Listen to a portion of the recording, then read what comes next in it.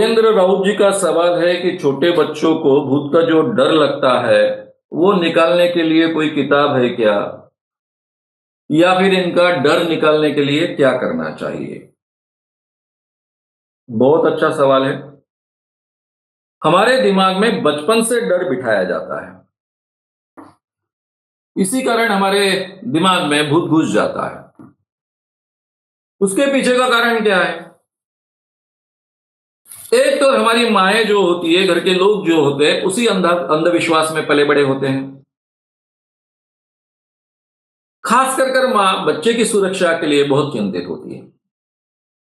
उसे डर लगता है कि अभी बच्चा थोड़ा बहुत चलने लग गया है, कहीं भी निकल जाता है, अंधेरे में चला जाता है, अंधेरे में उसको कुछ भी हो सकता है, सांप काट सकता है, बिच्छू काट सकता है, गिर सकता है।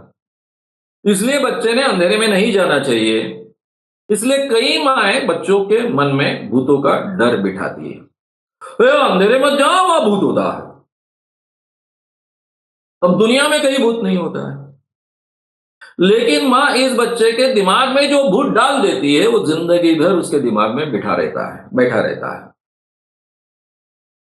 और फिर चाहे उतना पढ़ेगा, चाहे उतना लिखेगा, फिर भी ये भूत उसके दिमाग में कायम रहेगा।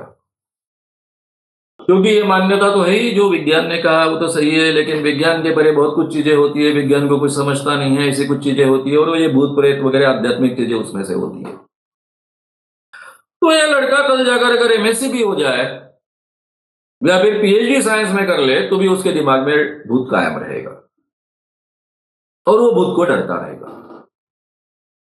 जिसके दिमाग में भूत है उसको कभी भी भूत लग सकता है।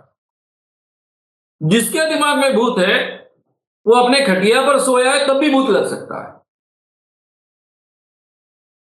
क्योंकि डर के कारण जो हम सजेशन स्वीकारते हैं उसके कारण भूत लगता है। जब मैं भूत इस विषय पर विस्तार से बोलूंगा आपके सामने, तब बहुत विस्तार से बात रखूंगा, लेकिन शॉर्ट में मैं इतना ही कहता हूं। इसलिए बच्चों पर हम जो संस्कार करते हैं वो बहुत महत्व के हैं, लेकिन आपके हाथ में सब चीजें नहीं। अभी कई डर वाले, भूत वाले कई सीरियल्स होती है, मराठी में होती है, हिंदी में भी होती है।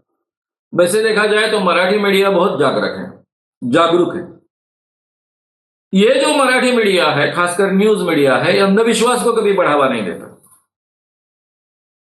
लेकिन इसी मराठी मीडिया के सीरियल्स में कई बार भूत प्रेत का बहुत समर्थन होता है। फिर 20-25 एपिसोड होने के बाद में आखिरी एपिसोड में ये बात झूठी थी ऐसा कहने में कोई मतलब नहीं बचता है। तो ये संस्कार टीवी से भी होते हैं, बाकी चीजों से भी होते हैं। तो सबसे बढ़िया बात, अब अपने बच्चों के साथ में संवाद निर्माण करो, उनसे बातचीत करो।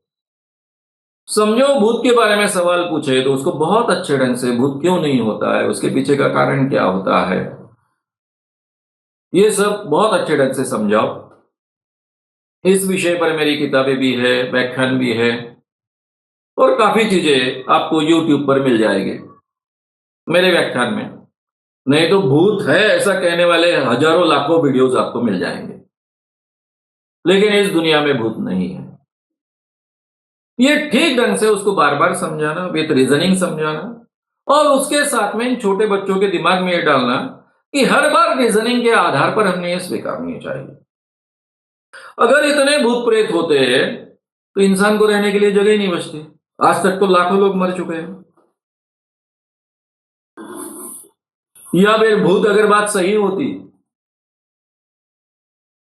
तो फिर हमको कॉलेजेस में और सब जगह पर जैसे बाकी चीजें सीखते हैं उस ढंग से हमको सीखना पड़ता, और उनसे बचना कैसा चाहिए ये भी सीखना पड़ता।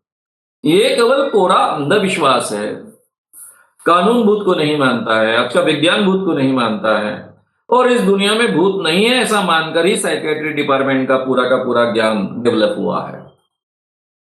तो ये सब बातें उनके ध्यान में लाकर देना, इसके पीछे का जो भी लॉजिकल रीजनिंग है उनके सामने बहुत अच्छे ढंग से रखना, उनके साथ में बार बार बातचीत करना, वो जो भी सवाल उठाते हैं उनके हर सवाल का जवाब देने की कोशिश करना, यही एक बहुत अच्छा तरीका हो सकता है। अब पुरानी जो किताबें हैं उसमें भूत वगैरह ये सब जादुई चीजों का बहुत वर्णन होता है बच्चों के लिए। जब भी ऐसी कोई चीज वो पढ़ता है तो उसके साथ में संवाद कर ये कैसी झूठी होती हैं, ये उसके ध्यान में ला कर देना, ये तरीका है। ये अगर हम तरीका अमल में लाएँगे तो शायद हमारे बच्चों के दिमाग में भूत वगैरह ऐसी चीज़ें नहीं जा पाएगी।